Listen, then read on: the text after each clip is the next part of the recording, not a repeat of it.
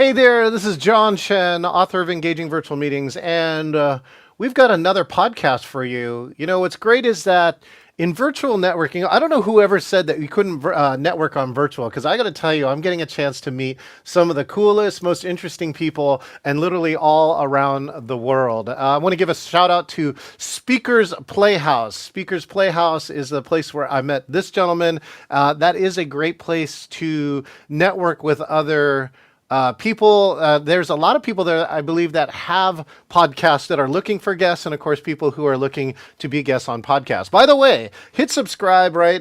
Follow, join, add friend, whatever it is, connect, and if you want to be interviewed here, click the link inside of this message or this video that you're seeing, and you too could be the next person who could be interviewed and introduced to my audience. All right, this gentleman is a business breakthrough specialist. He's a best-selling author. He's guiding business people around the world, and he's got a unique take on self-sabotage. I know a lot of people are talking about imposter syndrome and other things. I know he's got some info here, and I just literally took his assessment, which, by the way, there's a link here in the post here too that you can take this assessment too. Let's welcome the one and only Dr. Phililp Agrios. Hello, doctor. How you doing? I'm doing great, John. Thank you so much for having me here today. Yeah, welcome. Thank you for joining us here. Now, of course, you're joining us from the lovely state of New Jersey. Is that right? Yes, sir, on the Jersey Shore. On the Jersey Shore, all right. And I love the pattern and the plants that you got here today with you. You know, it's so funny. What was it? Oh, one of my other favorite, twitter.com/rate my Skype room, really values plants, bookshelves, and I think artifacts too inside of virtual backgrounds. But anyways, doctor, let's do this. I got a chance to meet you at Speakers Playhouse, but for my friends who haven't met you yet, why don't you do us the favor and take a moment and introduce yourself, who you are, and what you do. Sure. Basically, I help business owners, executives, and entrepreneurs to stop self-sabotage dead in its tracks by helping them to uncover a hidden sabotaging trait that they're born with, and then show them how to switch it off immediately so they can have the success that they want and understand why they're blocking themselves from the success.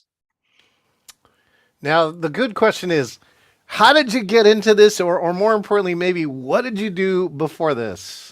So I used to be a chiropractor and a functional medicine practitioner. My specialty was thyroid and autoimmune disease, the sick of the sickest. And during my 35 years of practicing way back when, I found myself on this journey to find out why certain things weren't working well for me and my business, for my children, also for my patients. And during this process, I went through a lot of different things that had happened to me, from financial ruin to a disability. I lost my practice, to death of my parents, my daughter almost committing suicide, and so much more, horrific divorce. Keep on going further on that. But it was just allowed me to go deeper and deeper to find this hidden trait that stops us by not undermining us, by actually, it basically causes us to protect ourselves from the very success that we seek, because that success subconsciously is more painful. So when we try to get there, we get very uncomfortable. So then we go into a protection state so that we don't get to that point, because it's going to be more painful. And when I first found this, I was like, this is way too simple. It just can't be.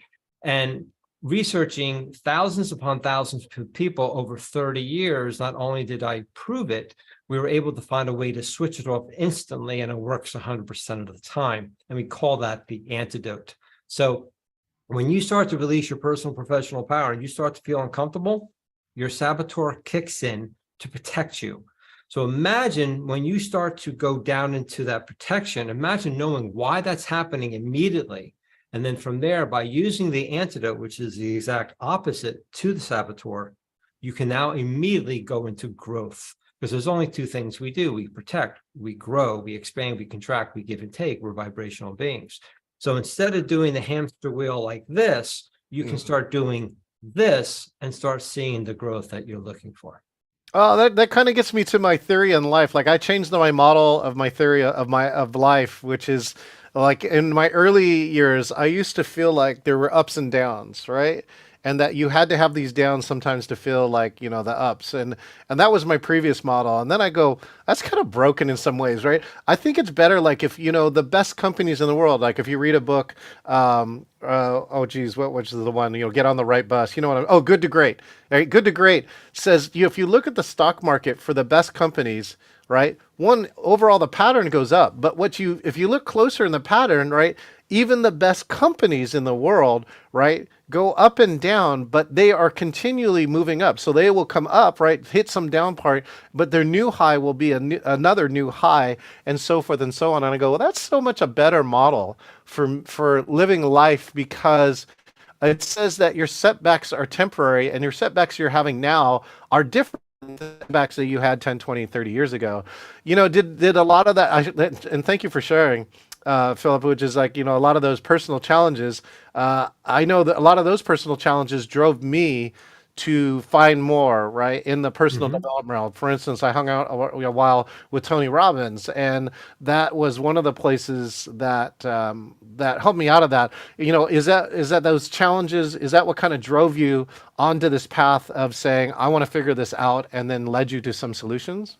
Oh, absolutely. Things would kind of just come to me, and I would look at this, and then I realized that there are only three traits that make up who we are, and we call them the director, the supplier, and the communicator traits.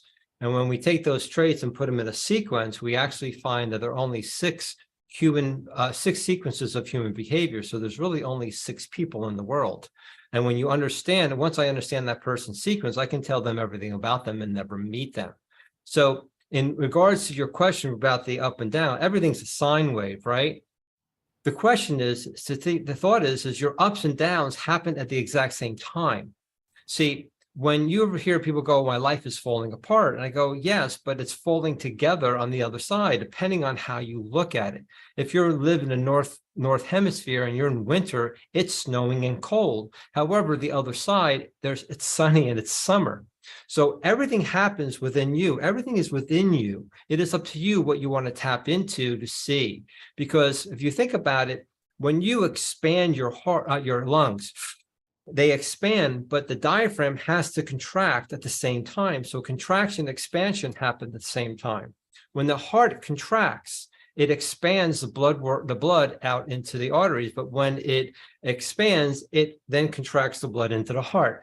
So expansion, contraction happen at the exact same time. So there's never, ever a lack in your life. It's what you're looking at. And depending on the vibration that you're expending will then produce what's outside of you. Because everything outside of you is you. That person you can't stand is a part of you.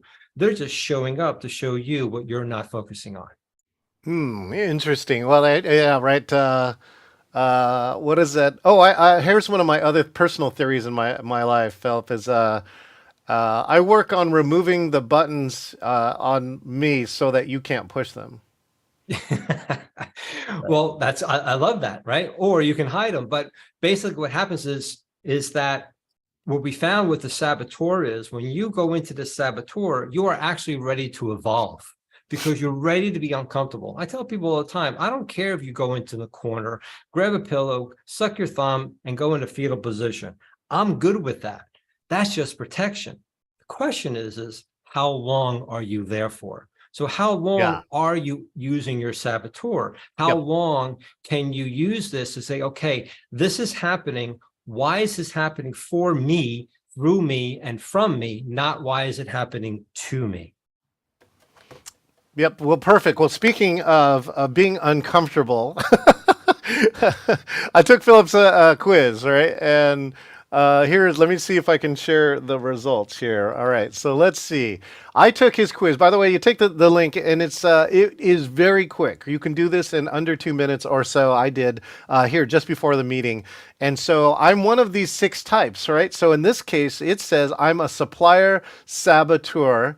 Of course, you got some amazing information, but Philip, why don't you say a little bit more about what do you think you know about me as a supplier, if I have a supplier saboteur? Right. So there's actually just three saboteurs, But when we put those together, it creates those 6 sequences. However, out of the 7-8 billion people, there are only 3. So yours being the supplier saboteur is a person that overly gives. They focus on everybody else's feelings because they really don't want to focus on their own. They give so much, but what happens is they're looking for that reciprocation from others, but because they're giving and they don't value themselves as much, that people don't reciprocate. So they can be upset about that. They have a hard time saying no or not now because they feel that they're being selfish, but they don't understand that selfishness and self-nourishment are 2 different things. But then after a while, when they overly give on the other extreme, you can then go, I've had it. You've taken advantage of me, and now I'm going to take. But because supplier saboteurs feel uncomfortable taking for too long, then they'll feel guilty or uncomfortable, depending on the person and the situation, and then they'll go back and overly give. So as I told you, the supplier saboteur's challenge for the rest of your life, because you will never get rid of this. The reason why you don't get rid of it, because it evolves you. So every time you feel that you're overly giving and you're feeling resentment, you had an opportunity to evolve. So at that moment, by using the antidote, you can immediately shift and start creating the balance between giving and taking. Does that resonate? Yeah, yeah. And so I believe the antidote, of course, is below. So you're saying if I have any of these things, right, it's an opportunity, right? And again, the good news is I know that the questions are asked more like in the past, what did you used to do, right? Because again, I've worked on myself some, and I don't feel these as often. But of course, I think when they come around, I pay attention, a lot of attention to them because I know there's something going on there with Right. it. So the antidote again, believe is a little bit below here. Is that correct? Yes, it's called value yourself and others. And Now, what happens is that is very simple but very powerful, and that's why through our course we dive deeper into it, so it really resonates with you and why you do what you do. But by valuing yourself or others, depending on the situation, it allows you to balance between the giving and the taking. And as you said, you don't do it as much because you're actually using the antidote. And what we show people, by you really understanding the antidote, you can repeat your success over and over again. And the reason why at times you are feeling that devaluing or whatever the case may you feel, whatever the word is because you're ready to evolve. So if people go, well, I don't do that anymore and I'm fine, then that tells me you're not taking chances. You're not expanding your comfort zone so that you can evolve even further. But I've worked with thousands and thousands of people. No one's ever proven this wrong. And we've always showed them how the antidote works instantly. yeah, thank you, Philip. So one of the things that I'm curious if you have any stories, right, without using anybody's names, but Sure. when you discover what their saboteur is and they have an antidote, and something changed. I'm curious, like, do you have a story that you can share that can kind of demonstrate what happens when people get back into these growth phases? Yeah, we can share how your personal life and your business are one. And when you use your saboteur, both are affected. And when you use your antidote, both are affected at the exact same time. So I do workshops as well. And I had a manager come up to me one time and go, my kid's always upstairs playing video games. We can't get them downstairs to interact with the family. So I asked him a couple of questions. We ascertained his son's sequence, told him exactly what to do. Because he took the course, he really understood how to deal with that. Within less than a week, his son was downstairs interacting with the family. And within 2 months, the relationship skyrocketed because he realized he was the one pushing his son back into the room. His son was called a communicator saboteur. And because he was making fun of him and all that stuff, because that's how he grew up, right? It was actually causing a reaction to his son. Once he realized it and they started using his antidote with his son's antidote, that's when things started to kick. Then he realized he was doing the same thing in his business. And as we worked with him, he started to shift the relationship with not only with his employees and his clients, and his business skyrocketed as well. So they both come from you. They are both happening. It's just sometimes you can't see it because you're so close to it. And that's what allows us to bring that out to them, to show them what they're doing in both their personal and professional lives. I mean, I can do from a supplier saboteur with yourself. I had somebody who their relationship with their husband wasn't that great. So within the course, she started to realize her sequence, but then understood his sequence, but he never knew she was taking the course. So their relationship really improved over 5 weeks without him knowing anything, because we show people how to shift others by shifting themselves. Oh, it's fabulous. You remind me of a team building event, right? These were all high-end dentists, like owners of companies, and we had a significant. Well, one of the things I run a high-tech scavenger hunt, right? That's what I used to do pre-pandemic, Oh, cool. and the technology didn't work, or I had already talked to the security. Like this was next to a casino, and then there's uh, a mall next to it, right? There's a shopping area next to it. And I've worked with them before. And so I got it approved through their security that we could do this. And then a new crew came in on the day of my event and they didn't talk to the other crew and nobody told them. So all these security people were like trying to get the attendees off of their property. All right. And so that was unexpected, even though I had done the work to really try and do it. Mhm. We work with these issues. And so one of the gentlemen who owned one of the dentist companies came in and really kind of went at me, right? Of like kind of being very accusatory about how we did this wrong and all these other things. And so I tried to work with him and attest was what's going wrong. Saying, "Hey, look, we did some things. I just want to let you know, there's some unexpected things. We have some new people showing up, right?" And I did try to map it as a metaphor. I said, "This is a little bit like your business, which is you think you have one landscape, right, and then the environment changes. So I will give you this opportunity for you to think about how you can deal with this. We will work on our side, but there's the other part that you can do, all right?" So what happened later in the debrief? He comes back around and he gets up and we're asking for debriefs of what you learned during this part. And this gentleman raises his hand and I'm like, "Oh, hey, great. Why don't you come up and share?" And he went on to realize how accusatory he is with his staff, not just Mhm. me, but it was my incident, right? That gave him the revelation, and that he said that his goal is to be able to come to this stage next year because this is an annual conference. And he goes, "And I want not me, I want my staff ideally to come up here and tell you how much has changed in my business. That's my commitment." And I Oh, was that's awesome. wow, that's the best team building that you can have in the experiential Mhm. piece. So speaking of which, Philip, then you probably have, of course, done a little bit of virtual work with this type of coaching over the past 3 years. Yes, that's what we do. Is mainly we work with international to national clients. From we've had from India to France to Africa to all different places, from California to New Jersey.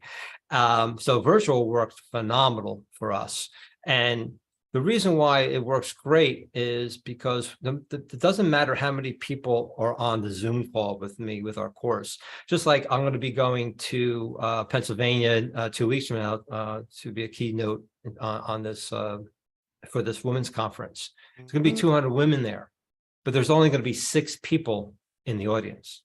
So imagine those of you who are speakers or teachers, imagine now, instead of trying to reach 200 people, all you need to know is how to word things in such a way that you can sell those 6 people to your program or service if that program and service is right for them.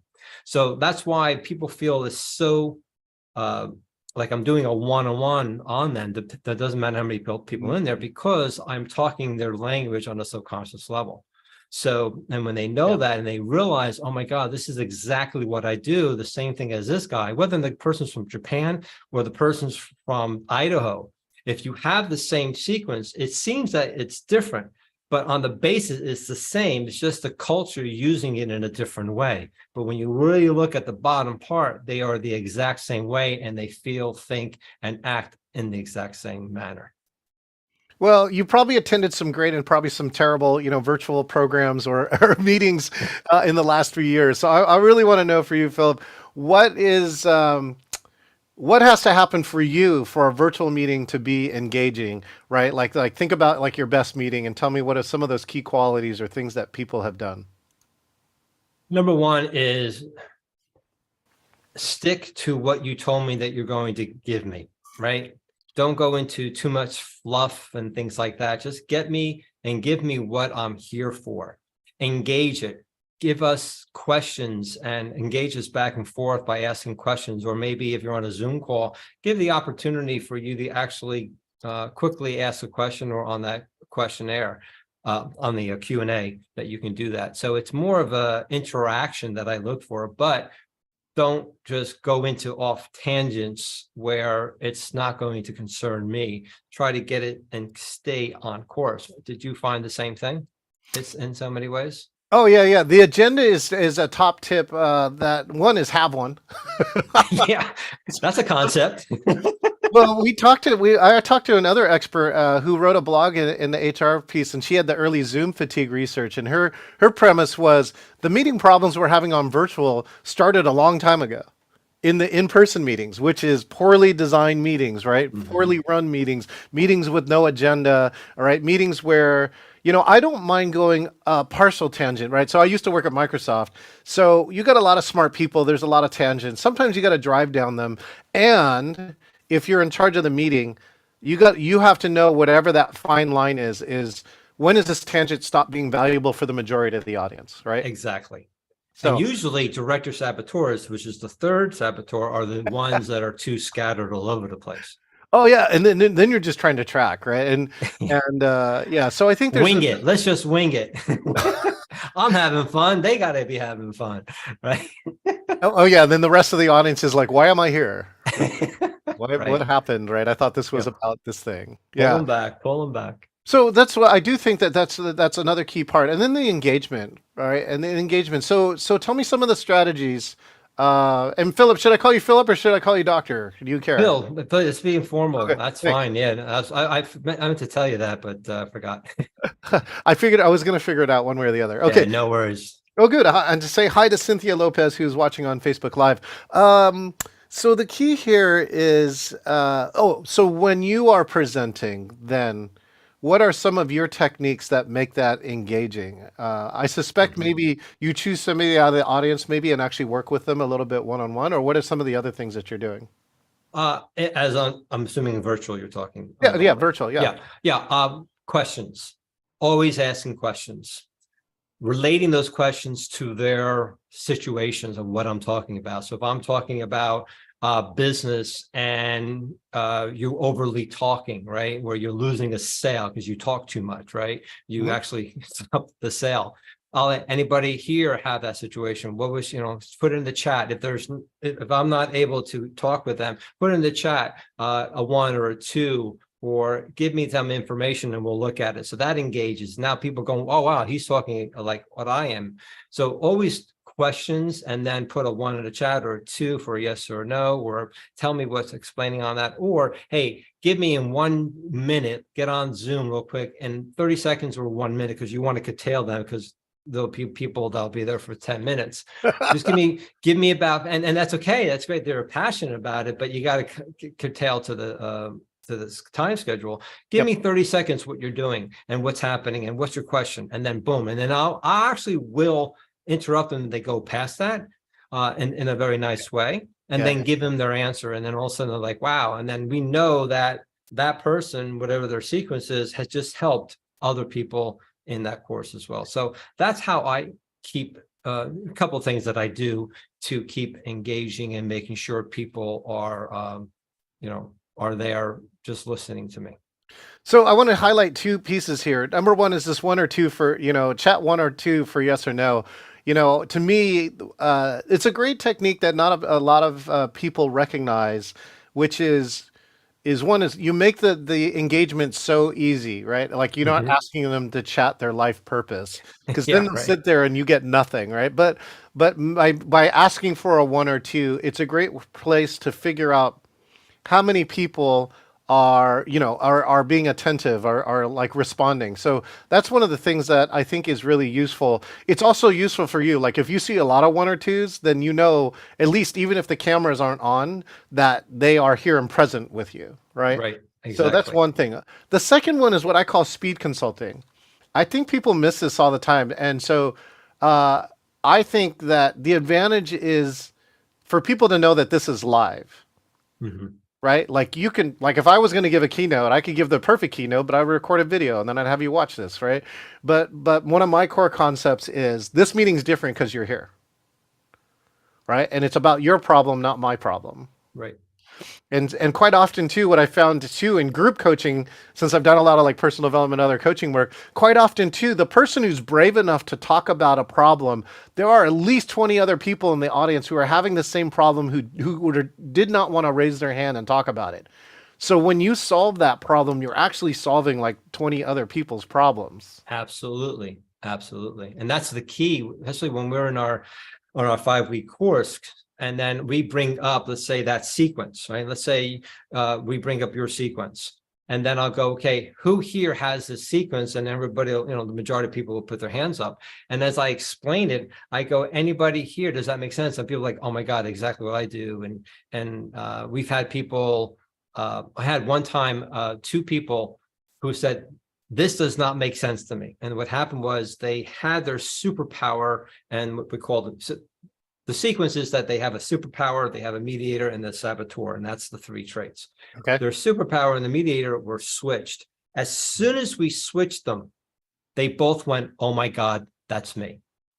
Okay. So that's why it's very important that when they take the quiz, they do it the right way, to do it as a child, because they've gone through therapy and all that, and they'll answer it in certain ways. And as soon as I get on with people, and we shift it, they understand it. But yeah, once you understand that and you can help people, all these other people, as I tell people, ask the question, because 80% of the people have the same question. They just don't want to ask. See? Yeah. Yes. So this also leads me to this, right? Which is one of my very good friends. We were writing a new virtual meetings manifesto. We haven't finished it yet, but one of them on there is like, I want virtual meetings that make me cry in a good way. Mm-hmm. Right? And so, we've had, I don't know if you've had one of these moments, but hopefully you can share one of these where something magical happens on virtual. Right. So like one of them here, I'll give you a short example. One of my good friends, finally, we were all having this conversation about psychological safety, right? Psychological safety is usually defined by, I feel safe enough to take a risk in front of strangers or my team or, whoever's online right now. And we're having this whole conversation. And finally she burst out and she goes, what's all this talk about psychological safety? Will someone please tell me what this is? And the funny part about that question is that it was so recursive. Right? Because Yeah. she felt safe enough to ask the question where, she could look, foolish or right for not knowing, but she felt safe enough to ask it. And luckily everyone who's in the group believes in psychological safety, made it okay for her, saying, oh my gosh, not only is that a great question, Mm-hmm. that's like the best way for you to ask it, because you're demonstrating what it is while you're asking the question. So she had this big light bulb go off after, we did that. And I don't think she'll forget that to this date. So I'm kind of curious, have you had any of those kind of moments in your work where that light bulb comes on and like, really, again, impacts their life in a way that makes a change? Every class. Because one, I create a psychological safety. I tell them the people that are on the Zoom are the only ones that get the recording. No one outside will ever see what you say in here. So that clarifies it. 2, they sign an agreement, me telling them what they expect of me, to make sure that I will teach them. I'll be straight with them, but kind with them, right? So that's number 2, that I make sure they know that I'm helping them. I'm keeping them accountable, but I'm not demeaning them. They know that it's coming from love, right? And number 3 is we've had people, especially we've had the other one with that communicator saboteur who don't talk. We've had them open up and tell us things that are happening after 1 or 2 weeks on the program. And that, to me, when people have their wins and they say it, or we'll have people the first week go, I couldn't get my work done, this and this. And I realized it was my saboteur. I'm realizing this is really causing all my problems all my life. And I said, and they'll go, this is not a win, but I want to tell you this. I said, no, it is a win. The win is because now you're realizing what's stopping you. Now, and because they have opportunities to chat with me every day if they need to, let's get moving on this and help you through this. And then when they get into the course more and they're able to use the antidote, then their wins even skyrocket. So those are the three things that I make sure of that psychological safety. I've never thought about it as a psychological safety. I just wanted them to feel comfortable that they can share. And then there are going to be people that will never share. Just like, I always ask a question when I'm speaking is how many here is not going to raise their hand no matter what question I ask, right?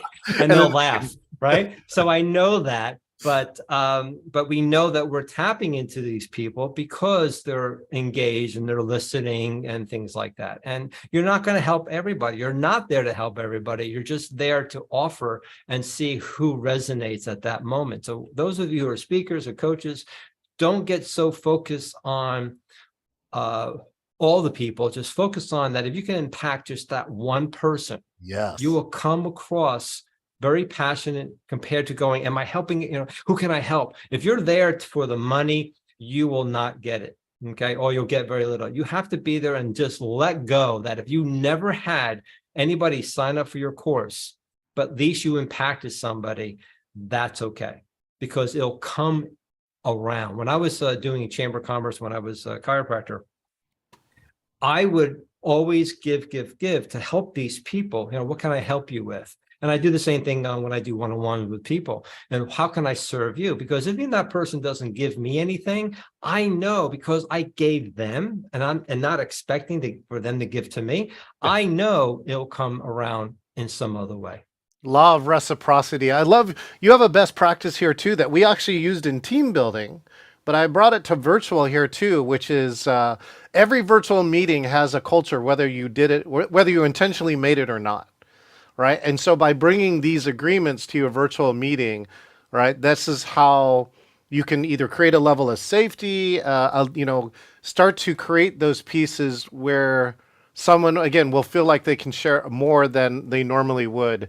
And again, so those culture, the culture and agreements that you make, kind of like your ground rules, are something that's really important. I'm on the other part here too, which is focus on the people.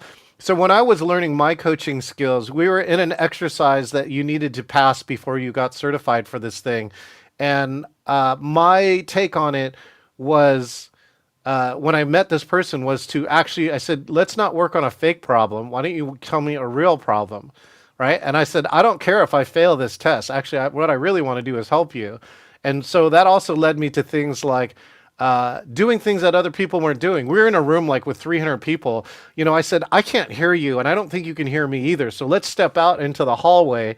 All of those things of like being able to take the initiative, all with the intention of every choice I'm making is to help you, right? To see if I can actually help you and really help you, not fake help you. Right? Pass the Exactly. test, right? Yeah, it's like you're talking to somebody, trying to get them to sign up for your program. Let's say you're a speaker, and at the end, and you have two other people, and you're looking at other people. You're not even listening to this person because you realize, oh, how can I get these people to sign up? When you get into that point, your energy drops, and subconsciously, it may happen, but they're not going to feel as good as this is me. Hey, you know what? I have other people here. I would love to dive this into further. Why don't we DM or let's get on a call together? I'd be happy to do that for you because I want to give them the exact same focus as I'm giving you. Does that work for you? You always ask permission. Is that work for you? Yeah. And when they say yes, they feel now they're involved instead of me. Hey, look, I don't have time for this. Let's DM, and then they're like, well, this guy's a whatever. But yeah, you have to always get that situation where you want to get permission. And remember, you never want to tell a story. You want to share a story with them and get permission. May I share my personal story with you? And let them always say yes. When that happens, they're engaged. It's just not a one-sided talk. Well, speaking of engaged, right? Let's engage with the future for a moment here, and Phil, what do you see in the future? Right. So again, were you online too? Were you doing virtual prior to 2020, or did you? Oh yeah, I was doing when I was a chiropractor. I was actually treating people in different. Oh, that's right. You did internationally on Skype from I think 2012 on. So yeah, I've been okay. And to me, to me, it's just like I'm in front of you right now. And but I've met clients in person after a while. Of course, there is a different energy, but I can see you, I can feel you, the energy's there. So that's how I've trained my brain and my heart and my gut to connect with you. Oh, good. And you have years of practice of it too. It's like not a new thing, right? Oh no. It's like expanded. It's like, oh, finally everyone caught up to me. Like, they'll meet me here. Yeah, So, you're a good exactly. person. I'm laughing because yeah, not that they caught up to me. It's like, wow, it's finally here. This is what I love to do. I don't have to travel all around the world, which I have. It's just now I can do this. And if I choose to go here, I choose to go there, Yeah. then I Yeah. can. It's not because I have to go there and not be with my family.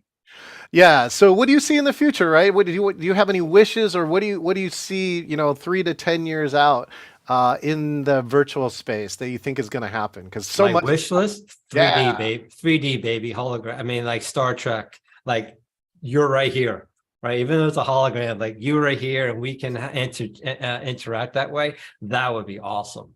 In the next five, I guess, yeah, the next would be, I don't know how they could improve on this. Maybe my limited mind compared to it be going 3D. How about yourself? What's your thought? You're more expert in this than I am. So Yeah, there's the AR VR, which is augmented reality. Although I tell people all the time, like, I have augmented reality, right? Which is that I've got like all these screens in front of me, so like I can do things like see your assessment, look at your LinkedIn while I'm talking to you, right? It looks like I'm spacing out, but really what I'm doing is getting information that's adding to the conversation mhm. about it, right? So that's one thing that I think that's going to get there. I do think that the three-dimensional, like I do like the idea, like imagine that a room in your house was dedicated. It's like the holodeck. You walk in and now all of a Mhm. sudden you're somewhere. Yeah, that'd be awesome. And it's really immersive. It's like, I think that's the problem with headsets. Headsets already kind of like are the clunky version of the 3D thing that reminds you that you're not really there. So, I do think the holodeck, one day where it fools us to doing that. Like things that I do here on mine is that when I'm talking with Phil one on one, I'll pin or spotlight him on my screen, which means that he takes up the entire screen, and like his eye is actually at eye level to me. And so I look for all these things that I can do to maybe fool myself that he's here. But what would also come up next? I think that I do think I am going to predict that all this AI stuff that's running around soon, it will help you during the meeting, and it will help you spot things that you don't know. So here's a great one here for you, Phil.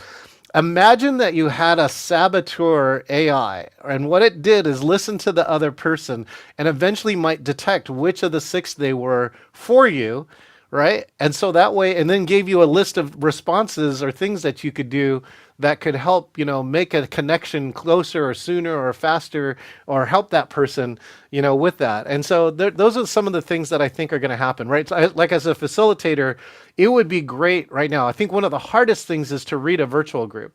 So right now, what if you had gallery mode and there was an AI watching gallery mode and it was feeding you back information saying they're totally into you right now, or they're checked out and you better change something really quick, right? Yeah, yeah, So, that would be awesome. Yeah, yeah, yeah. I never thought about that aspect. That would be really cool. You so know, So those are yeah, the things that I think might mm, happen in the next, within our time frame. And who knows, right? right. We're probably one mutation away from another jump in Hey, technology. I look me. I'm 62, so I remember Jetsons as a kid, right? So we are in the Jetsons phase. I'm still waiting to push the button and my truck get into a little briefcase. But other than Oh, that, um, one of the tips, if I may, on the virtual meetings is I don't know if you guys have been noticing this. I'm not doing this. I'm not looking at John. I am looking right into the camera. hmm I've been doing this as in I'm speaking straight to you. I don't need to talk. I've had clients, they're like this, and I'm like, you need to look in the camera and make sure, because I have a business course, a 3-month business course to help them as well.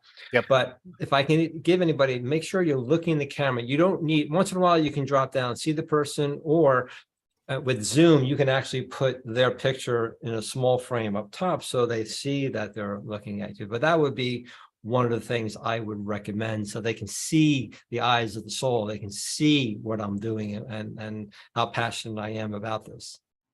Yeah, I find that eye contact is something that's really critical. Again, you got to get a setup, right? There's some other cool, really crafty things. There's a plexi cam, which can actually mount a camera to that, on your screen at eye level. The other one, I actually own two of them, is the center cam. And again, I use all this green screen stuff, so it's not a high enough quality lens for it. But when I have a natural background, it is really amazing to put that lens right in the right place. But Right. really, what the key is here too is that eye contact for us as humans is Yes. the really super important part. I have a great Miriam Hadness is has got a facilitator group, and she has some exercises where you do that, where everybody makes eye contact, right? And first at the lens, and what I've always said too is make your most emphatic points, right? To the lens, right? You can space out Right. a little bit, because we don't look at each other all the time, Yeah, but exactly. you get your key points here, right? Or you ask a deep question and you just nail it right here. And the person on the other side most likely will respond to it in a very different way than if hey, Absolutely. Phil, how important is life to you right now? Yeah, It just doesn't work. exactly. Yeah, It just doesn't work. exactly. And yeah, I have a Logitech Brio, so Yeah. I can zoom in.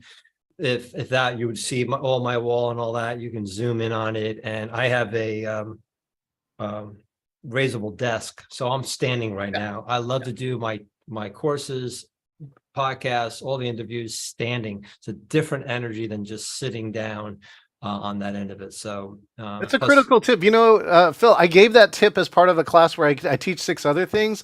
And that's one of the pieces, because I asked for feedback at the end, what was most important. That stand up is something that people, even 3 years later, have forgotten. oh yeah. And So far I'm doing okay. According to you're in your the, expertise, I'm oh my not gosh, doing too bad. I tell people that standing up is like, it puts you in the top 20% of all virtual speakers for Uh, sure. when we first met on the Speaker's Playhouse and you were giving your pitch, I'm seeing this and I'm like, is he bebop? And then after like 5 seconds, 10 seconds, I realized, oh, he's on his treadmill. Awesome. That's excellent. So yeah, so it's like this is the first time I actually saw a person actually walking and talking, and that's great. And I have a virtual background myself, Sure. but depending on the podcast, depending on who it is, Yeah. I actually made this wall to make sure, and I always get compliments on it Hmm. from people, and I thank you. But if this is going to be your life, then you got to put some expense into it. If you're all around and get a good, like you have a beautiful thing. I don't know if I can even choose my background right now, but yeah, so it gives you the ability, and yeah, this is my virtual background. Oh, yes. Yeah. And see, So again, great use of the top left and top right. I tell people all the time, right? If you do, whether you're in person, right, or have a natural background or a virtual, right, you can put all these things here because that's where your head isn't. And so why not do things, right? Otherwise, it's a wasted opportunity. I like yeah, here. If I saw you in a meeting, which I did like at Speaker's Playhouse, now I know you're a business breakthrough specialist and you didn't even have to talk once during the meeting. right, exactly, Yeah, that's really key. exactly, Okay. exactly. Uh, so, Phil, what's the last thing? If you want people to remember one thing from today's podcast, what do you want them to remember? Is that they have the ability, that there is just one trait that, just like a domino, right? You ever see the domino experts when they push the one domino, it goes right, the last one hits, and let's say balloons are released. Well, what's the last thing you see? Are the balloons. That's your imposter syndrome, your depression, your anxiety, your stress. Every negative emotion that you feel are the balloons. So what's easier, stop the balloons or stop pushing the one domino? That domino is your saboteur. When you push it, every negative emotion that you feel is from this, and we prove that to you. When you push the antidote, which is the exact opposite, that's when inspiration and motivation kick in. So all these 30 years of the research and working with people, there is just one thing for you to focus on, and that's it. It is that simple. And that's, I hope, that when you take the quiz at sabquiz.com, it's SAB, S-A-B, like sabotage, short for sabotage, sabquiz.com. You can take a 9-question quiz within, again, read the instructions. And then you can actually have a 30-minute consult. We're going to be doing this for about another month or 2 months, and that's going to shift into a webinar. Bring one personal or professional challenge that you're experiencing, And in that 30 minutes, I'll show you how the sabotage created it and how to use the antidote to solve it immediately. And then we'll just discuss whether or not you are a candidate for one of my programs. And one of the things for you coaches and other people, you must have a must list. A must list is that, do you just bring anybody into your program because they're breathing and they can pay for it? Or do you have a must list that they're a deal breaker, that they don't have 3 out of the 5, or they only have 3 out of 5, then you don't take them on because it's best for them, not best for you. So I just want to, that just came in. I just thought I'd throw that in. Awesome. Thank you, Phil. You heard it here, right? Go to sabquiz.com, and Phil will meet with you for a half hour afterwards while it lasts. And again, check it out. It's one of those things, you know, if you've had challenges in your life and you want to be better, right, and somebody's offering a gift for free, you should try it, all right? That's one of the things that I would say. Hey, Phil, thank you so much for your time here. John, thank you so much. I really appreciate the opportunity to talk with you and your audience, and you have a fun weekend. Okay, thank you so much. All right, we've been talking here with Dr. Phililp Agrios here on the Engaging Virtual Meetings podcast, and your saboteurs. Well, what saboteur do you think you have? And do you think you've got an antidote for it? We'd love to hear from that. Again, if you want to be interviewed on here, click the button, engagingvirtualmeetings.com/meet, select interview, and you too could be the next person interviewed on Engaging Virtual Meetings podcast, coming to all the podcast locations near you soon. All right, we'll see you next time. Oh, wow, this time. Don't start people and keep going.